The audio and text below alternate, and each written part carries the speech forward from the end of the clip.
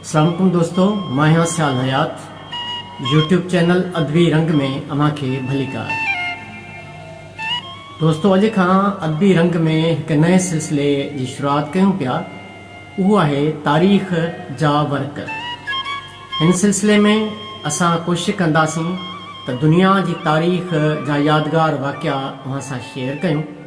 Specially Sindh जी तारीख़ जूं उहे हक़ीक़तूं जेकी आम तारीख़ में असांखे नथियूं मिलनि, या आम तारीख़ जेका पढ़ाई वञे पई उन में कंहिं ॿिए नमूने सां आहिनि, पर तारीख़ जे किताबनि में कंहिं ॿिए नमूने सां आहिनि, उहा तव्हांजे साम्हूं पेश कंदासीं। त अव्हांखे हिन सिलसिले में शामिलु थियण ते भलीकार चऊं था ऐं उमेदु रखूं था त हिन सिलसिले खे ॾिसण खां पोइ जेकी तव्हांजे ज़हन में राया आहिनि या उनखे मज़ीद बहितर बनाइण जे लाइ के सलाहूं आहिनि, उहे ज़रूरु असां सां शेयर कजो।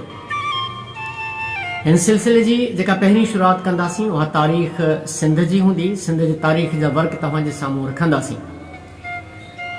सिंध जी तारीख़ खां त अव्हां सभु वाक़ुफ़ु आहियो। उनजो मुख़्तसिर निचोड़ मां तव्हांखे ॿुधायां थो त सिंध जी तारीख़ जेका आम तौर ते असां वटि शुरूआती चचनामो या कुझु सिंध जे तारीख़नि में मिले थी, जंहिंजे लाइ बि असांजा जेके तारीख़दान आहिनि उनजो चवणु आहे त इहा बि का हतमी तारीख़ न आहे, छो जो सिंध त हज़ारे साल क़दीम आहे। त उनजी तारीख़ असां वटि का 1500-1600 साल 2000 साल जी आहे। उनखां वधीक तारीख़ ई कोन मिली आहे। त असां कोशिशि कंदासीं जितां जितां असांखे जेतिरी तारीख़ मिले थी उहा तव्हांजे साम्हूं पेश कंदासीं। सिंध जी तारीख़ जे हवाले सां जेका मुस्तंद या कुझु शयूं असांखे मिलनि थियूं, जीअं चचनामे में मिलनि थियूं, त उहा त तारीख़ स्टार्ट थिए थी ब्राह्मण दौर खां या उनखां अॻु में राय घराणे खां। मुख़्तसिर तव्हांखे उनजो विचूर ॿुधाईंदासीं। त दोस्तो, असां सिंध जी तारीख़ जा जेके मुख़्तलिफ़ दौर आहिनि उहे तव्हां सां शेयर कंदासीं। जीअं राय घराणो आहे, राय घराणे खां अॻु में बि सासानी घराणो हुयो या गुप्ता हुयो, मौर्या ख़ानदान, या उन खां अॻु में ॿिया बि आहिनि। उन्हनि जा बि जीअं असांखे मालूमात मिली त इनशाला तव्हां सां शेयर कंदासीं।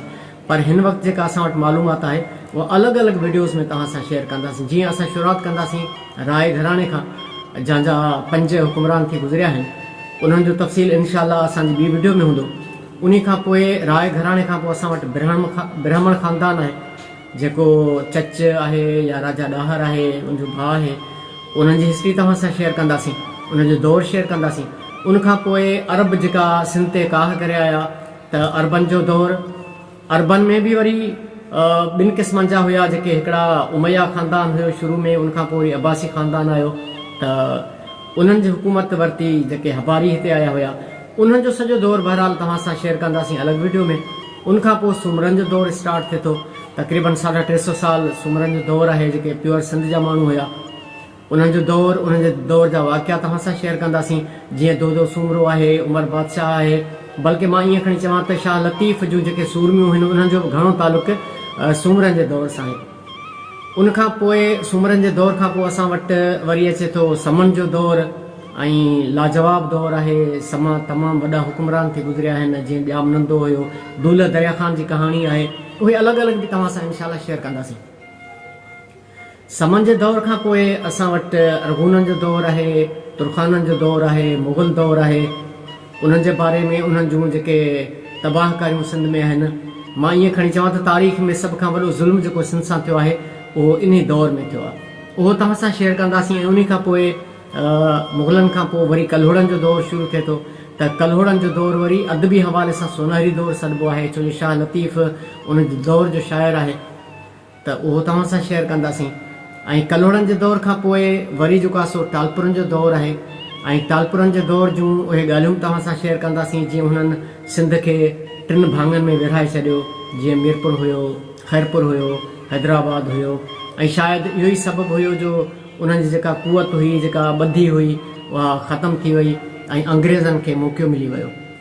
त टालपुरनि जे दौर जा बि जेके आम ॻाल्हियूं हूंदियूं उहे बि तव्हां सां शेयर कंदासीं। जीअं सचल सरमस्त टालपुरनि जे दौर जो तमामु वॾो शाइर हुयो, उनजो अलॻि ज़िक्र तव्हां सां कंदासीं।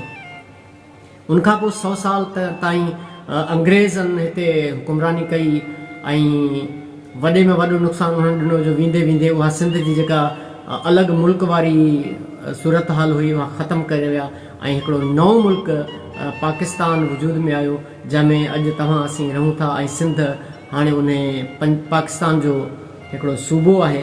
त उहा सॼी तारीख़ जेका आहे सा सिंध अॻु में केतिरी हुई, केतिरी वसी हुई, उनजा जी एराज़ी किथे हुई, उहे सभु तव्हां सां शेयर कंदासीं इनशा अल्लाह। त ॾिसंदा रहो असांजो यूट्यूब चैनल अदबी रंग ऐं पंहिंजूं सलाहूं राया ज़रूरु ॾींदा रहो। दुआनि में यादि रखो हक़ मौजूद। ॾिसंदा रहो अदबी रंग।